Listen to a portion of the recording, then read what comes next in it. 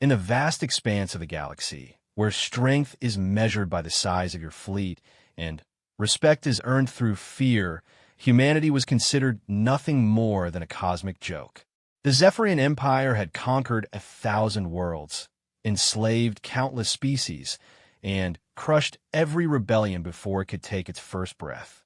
But they had never encountered a species that could turn their greatest weakness into an unimaginable strength. They had never met humans, and they certainly had never expected that their downfall would come not from armies or weapons, but from a single touch that would expose the most humiliating secret in galactic history. Captain Sarah Chun pressed herself against the cold metal wall of the detention corridor, her heart hammering against her ribs like a caged bird desperate for freedom. The sterile white lights of the Zephyrian command ship cast harsh shadows across her bruised face, a reminder of the beating she had received just hours earlier. Her uniform, once proudly bearing the insignia of the Terran Space Exploration Corps, now hung in tatters from her lean frame. The sound of heavy footsteps echoed through the corridor, each metallic clank sending a fresh wave of fear coursing through her veins. She knew those sounds well by now. The distinctive gait of a Zephyrian guard, their massive frames causing the deck plates to groan under their weight. These beings stood nearly 8 feet tall, their reptilian skin gleaming like polished obsidian under the artificial lighting. Their yellow eyes glowed with predatory intelligence, and their razor-sharp claws could slice through reinforced steel as easily as paper. Sarah had been aboard this nightmare for 3 standard weeks, ever since her exploration vessel, the UES Harmony, had been captured while conducting a routine survey mission in the Outer Rim territories. Her crew of 12 had been separated immediately upon capture, and she had no idea if any of them were still alive. The Zephyrians were not known for their mercy. The footsteps grew closer, accompanied by the low, rumbling voices that spoke in the harsh, guttural language of the Empire. Sarah understood enough of their tongue to know when they were discussing her fate, and it was never pleasant. Today, however, something was different. There was an excitement in their voices, an anticipation that made her skin crawl. The human female, one voice growled an accented galactic standard, clearly intended for her to understand. Commander Vextar wants to see her in the interrogation chamber. Today, we finally break her spirit. Sarah closed her eyes and took a deep breath, trying to center herself the way her grandmother had taught her during those long summer afternoons on the farm back on Earth. The memory of golden wheat fields swaying in the breeze seemed impossibly distant now, separated by not just space, but by a chasm of horror she could never have imagined. The cell door hissed open with a pneumatic wheeze, and 2 massive Zephyrian guards filled the doorway. Their armor was polished to a mirror shine, decorated with the twisted symbols of their empire. The larger of the 2, a brute with scars crisscrossing his snout, gestured with his weapon for her to move. "Come, little mammal," he hissed, his forked tongue flicking out to taste her fear in the air. "Time for you to learn why resistance is futile." Sarah stood slowly, deliberately taking her time despite the weapon trained on her. She had learned early in her captivity that showing fear only encouraged their sadistic games. Instead, she met their glowing eyes with a steady gaze, her chin lifted in defiance that had cost her dearly over the past weeks. The corridor stretched before them like a metallic throat, lined with the subtle curves and organic shapes that characterized Zephyrian architecture. Everything about their technology seemed designed to intimidate, from the pulsing red lights that resembled blood vessels to the low harmonic vibrations that seemed to resonate in her bones. They were masters of psychological warfare, using every sense to remind their prisoners of their helplessness. As they walked, Sarah's mind raced through everything she had learned about her captors during her imprisonment. The Zephyrians were an ancient race, one of the oldest space-faring civilizations in the galaxy. Their empire had been expanding for over 10,000 years, consuming weaker species and incorporating their technology and resources into their ever-growing war machine. They were ruthless, efficient, and utterly convinced of their own superiority. But Sarah had noticed something during her time here, something that none of the intelligence reports had mentioned. For all their technological prowess and military might, the Zephyrians had a peculiar quirk that seemed almost too bizarre to believe. It was something she had observed during the few times she had been allowed out of her cell for interrogation or forced labor. They were incredibly, almost impossibly ticklish. She had first noticed it during her second week of captivity, when a guard had accidentally brushed against another side while restraining her. The supposedly terrifying warrior had let out a sound that was unmistakably a giggle, quickly suppressed but not quickly enough. At first, she had dismissed it as an anomaly, perhaps some sort of nervous response to stress. But the more she observed, the more convinced she became that this was a universal trait among their species. The realization had struck her like lightning during a particularly brutal interrogation session. Commander Vextar, the ship's most feared interrogator, had been leaning over her, his claws mere inches from her face, when a subordinate had accidentally knocked into him from behind. The contact with his lower back had caused the terrifying alien to convulse slightly, and she was certain she had heard the beginning of what could only be described as laughter before he had regained his composure. The implications were staggering. Here was a species that had conquered half the galaxy through fear and intimidation, and their greatest weakness was something as simple and innocent as being tickled. It was almost too absurd to contemplate, but Sarah's scientific mind could not ignore the evidence of her own observations. The guards led her through a series of increasingly ominous corridors, past chambers that hummed with mysterious energy, and past viewports that showed the cold stars wheeling slowly outside. The Zephyrian command ship was massive, easily the size of a small city, and it housed nearly 10,000 crew members. The thought of what she was contemplating, of somehow using her discovery against such overwhelming odds, seemed impossibly naive. But what choice did she have? She was going to die here, either from the interrogations, from execution, or simply from the gradual wearing down of her spirit until she became one of the broken creatures she had glimpsed in other cells. If she was going to die anyway, she might as well go down fighting, even if her weapon was the most ridiculous one in galactic history. They stopped before a heavy door marked with symbols that Sarah had learned to associate with pain and despair. The interrogation chamber was behind that door, along with Commander Vextar and whatever new torments he had devised for her. The guards flanked her as one of them placed his clawed hand on a bioscanner, and the door began to iris open with a grinding mechanical sound. The chamber beyond was circular, with harsh lights focused down on a chair in the center that was obviously designed for restraint rather than comfort. Banks of monitoring equipment lined the walls, their screens flickering with readouts that would track every aspect of her physiological response to whatever they planned to do to her. But it was the figure standing beside the chair that drew her attention and sent a chill down her spine. Commander Vextar was larger than most of his kind, standing nearly most species, when faced with the inevitable reality of their situation, show wisdom and accept their fate. But humans, he paused directly in front of her, leaning down so that his reptilian face was only inches from hers.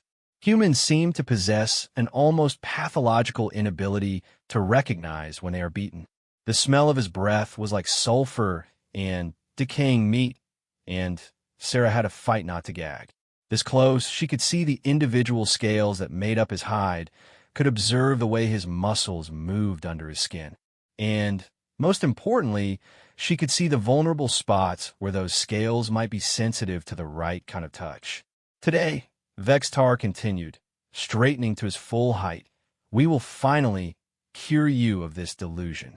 Today, you will tell me everything you know about human military capabilities, about your defensive systems, about the locations of your colonies. And you will beg for the privilege of serving the Empire. The guards moved forward to strap her into the interrogation chair, but Sarah held up a hand. Wait, she said, her voice steady despite the hammering of her heart. Before you begin, I have a question. Vextar's eyes narrowed with suspicion, but he gestured for the guards to pause. You are hardly in a position to make requests, human. It's not a request, Sarah said, taking a step closer to the massive alien. It's more of a scientific curiosity. You see, I've been observing your species during my time here, and I've noticed something quite fascinating. Indeed, Vextar's voice dripped with disdain. And what profound insight has your inferior intellect managed to glean? Sarah smiled, and there was something in that smile that made the commander take an unconscious step backward. I've noticed that for all your talk of superiority, for all your claims of being the apex predators of the galaxy, you have the most remarkable weakness. Weakness? Vextar's voice rose slightly, and Sarah could see that she had struck a nerve. The Zephyrian Empire has no weaknesses. We are perfect beings, evolved beyond the flaws that plague lesser species. Oh, but you do, Sarah said, taking another step forward.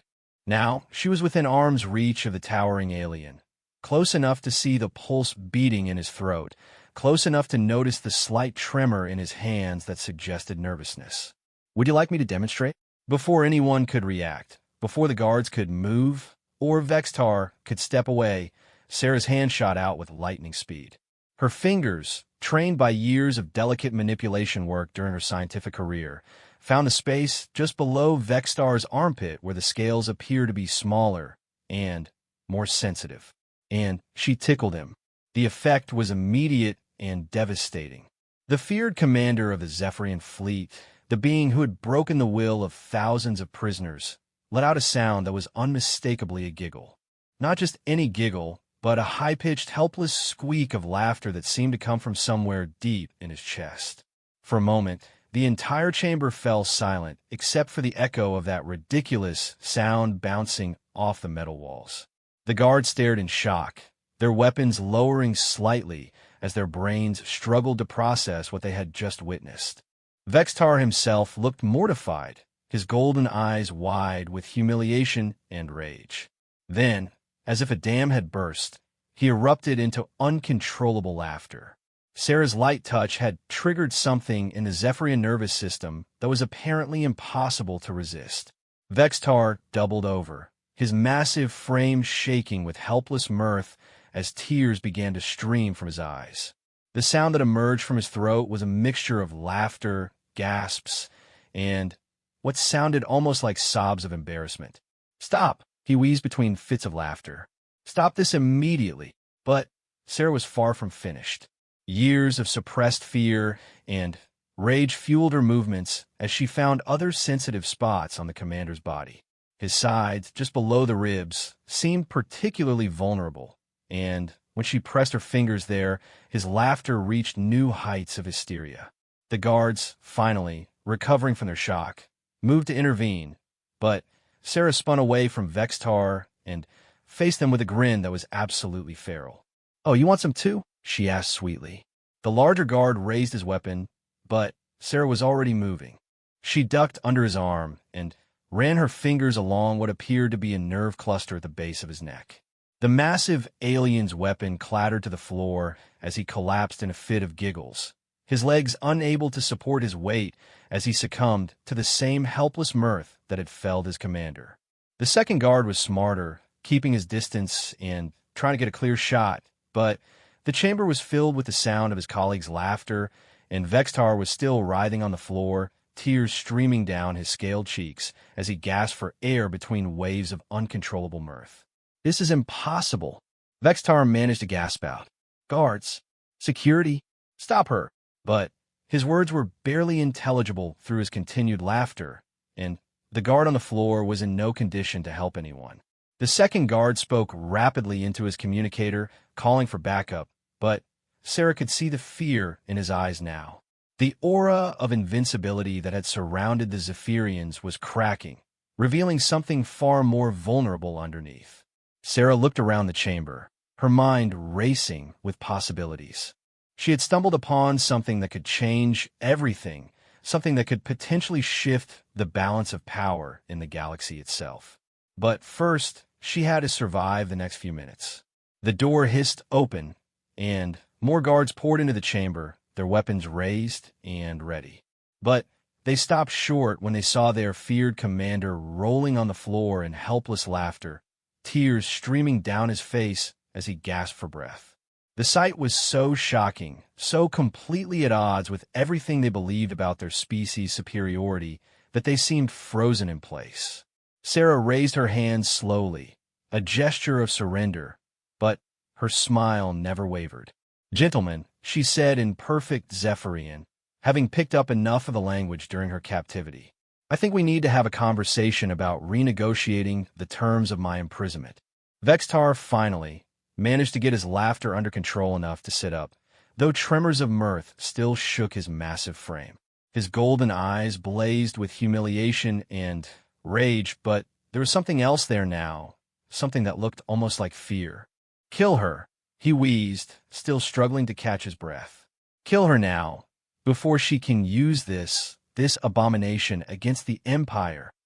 But the guards hesitated, their weapons wavering. They had just witnessed their most feared superior reduced to a helpless, giggling wreck by the simple touch of a human hand. How could they be sure that the same fate wouldn't befall them? How could they maintain their faith in the superiority of their species when their greatest strength could be turned into their most humiliating weakness with such ease? Sarah saw the doubt in their eyes and pressed her advantage. "You know," she said conversationally, as if she weren't surrounded by armed aliens who wanted her dead, "I've been thinking about this for weeks now, wondering why evolution would have given your species such a peculiar vulnerability. And I think I've figured out." "Silence!" Vextar roared, struggling to get to his feet. But his legs were still shaky from his bout of laughter, and he had to lean against the interrogation chair for support. "You see," Sarah continued, ignoring his outburst, "ticklish responses usually evolve as social bonding mechanisms. They encourage play and affection between members of a species. But somewhere along the way, your people decided that such displays of vulnerability were weakness. You built an entire civilization around suppressing this natural response, around denying this fundamental part of your nature." The guards exchanged glances, and Sarah could see that her words were having an effect. She was describing something they had probably felt but never understood, something they had been taught to be ashamed of from birth. "But the response is still there," Sarah went on, taking a step toward the nearest guard. He backed away instinctively, his weapon trembling in his clawed hands. Buried under all that armor and conditioning and artificial superiority, all it takes is the right touch to bring it to the surface. "This is madness," Vextar snarled, finally managing to stand upright. "You speak of weakness as if it were strength. The Empire has conquered the galaxy precisely because we have purged ourselves of such infantile responses." "Have you?" Sarah asked, tilting her head. "Because from where I'm standing, it looks like you've built your entire civilization on a foundation of denial. What happens when word of this gets out? When every species you've conquered learns that the mighty Zephyrians can be brought low by a child's game of tickle?" The silence that followed her words was deafening. She could see the implications sinking in, could watch as the reality of their situation dawned on every alien face in the chamber. The Zephyrian Empire ruled through fear and intimidation. If that fear was revealed to be built on such a fragile foundation, if their enemies learned that they could be reduced to helpless laughter with nothing more than a gentle touch, the political ramifications would be catastrophic. Rebellions would spring up on 1,000 worlds. Allied species would turn against them. The carefully constructed edifice of their power would crumble into dust, and all because a human prisoner had discovered their most embarrassing secret. Vextar seemed to realize this as well, because his expression shifted from rage to something approaching panic. "You cannot be allowed to leave this ship," he said quietly, his voice deadly serious. "This knowledge cannot spread." "Too late," Sarah said with a shrug. "I've already tested my theory on 6 guards over the past few weeks. Little touches here and there, accidental contact during prisoner transfers. They all responded the same way you did. By now, I'd say at least 50 members of your crew know exactly what I'm talking about. It was a bluff, but a believable one." Sarah had indeed experimented with brief contact during her captivity, though she had been far more subtle about it than her demonstration today. But The fear in the guard's eyes told her that her words were having the desired effect. Vextar's claws extended to their full length, and for a moment Sarah thought he was going to attack her regardless of the consequences. But then a new voice spoke from the chamber's entrance, cold and authoritative. "Commander Vextar, stand down." Everyone in the chamber turned to see a figure in the elaborate robes of a Zephyrian High Admiral standing in the doorway. Admiral Thainrix was ancient even by Zephyrian standards, his scales bearing the pale coloration of extreme age. But his eyes were sharp as laser beams, and when he spoke, even Vextar jumped to attention. "Admiral," Vextar said, his voice carefully controlled, "this human has somehow learned to exploit a vulnerability in our physiology. She must be eliminated before this information can spread." Thainrix stepped into the chamber, his gaze moving from the disheveled commander to the human who stood calmly in the center of the chaos she had created. "Indeed," he said slowly, "and how many crew members witnessed this demonstration?" "Sir," Vextar began, but the Admiral cut him off with a gesture. "How many, Commander?" "Approximately 20, sir, plus whatever security footage was recorded." Thainrix nodded grimly. "And I assume the humans' earlier experiments were equally visible." The silence that followed was answer enough. Sarah watched the ancient Admiral's face as he processed the implications, saw the moment when he reached the same conclusion she had. The secret was already out, spreading through the ship like a virus. Soon, every crew member would know about their commander's humiliating breakdown. And from there, it was only a matter of time before the knowledge spread to the rest of the fleet, and then to the Empire itself. "Fascinating," Thainrix said at last, his voice neutral. "Tell me, human, what is it you want?" Sarah blinked in surprise. She had expected threats, demands, perhaps even immediate execution. She had not expected negotiation. "I want my crew released unharmed," she said without hesitation. "I want safe passage back to human space. And I want your word that no Zephyrian forces will attack human colonies for the next 10 standard years." "Impossible," Vextar sputered.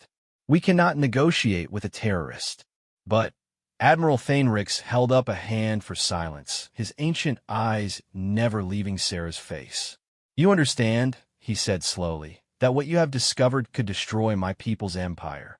Thousands of years of conquest, millions of lives sacrificed to build our civilization, all brought low by this."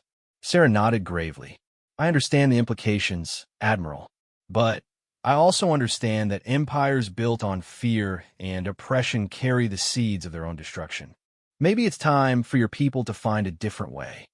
The old Admiral was quiet for a long moment, his reptilian features unreadable. Finally, he turned to address the guards. "Clear this chamber, all of you, and delete the security recordings of the past hour." "Sir," one of the guards asked uncertainly. "You heard me. Delete the recordings and speak of this to no one."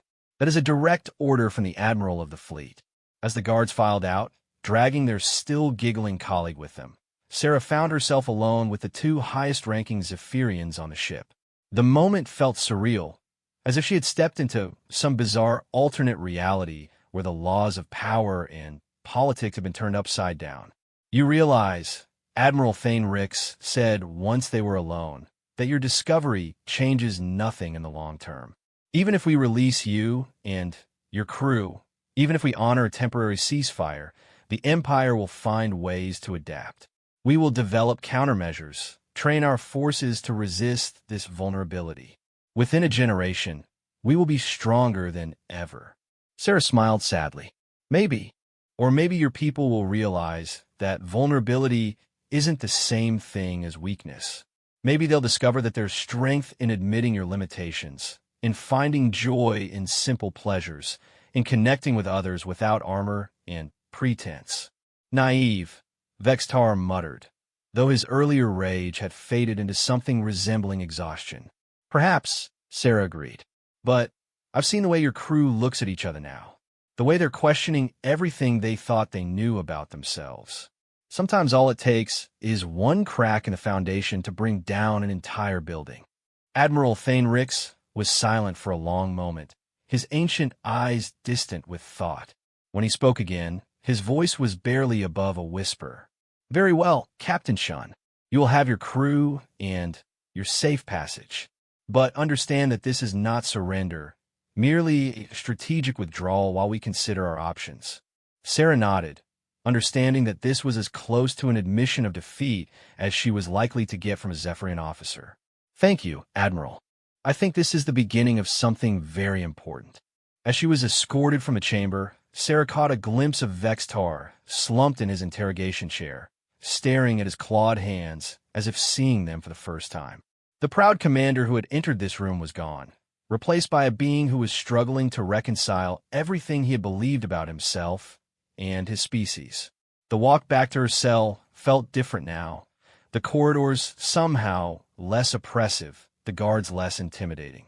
Word of what had happened was already spreading through the ship, carried in whispered conversations and nervous glances. The unthinkable had happened.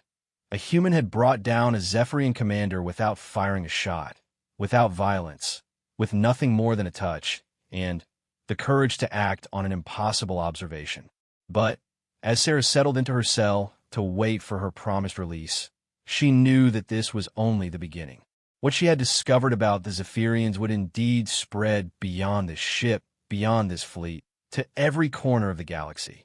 And when it did, the balance of power that had kept the Empire dominant for 10,000 years would shift in ways that no one could predict.